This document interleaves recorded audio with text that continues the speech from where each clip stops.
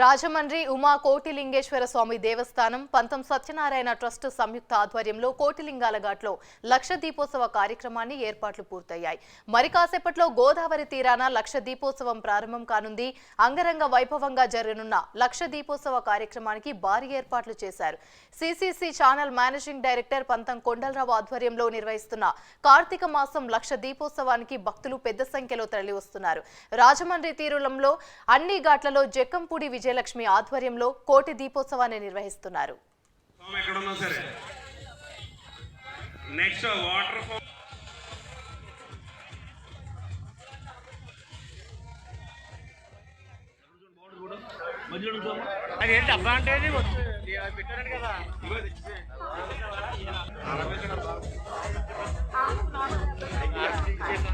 కదా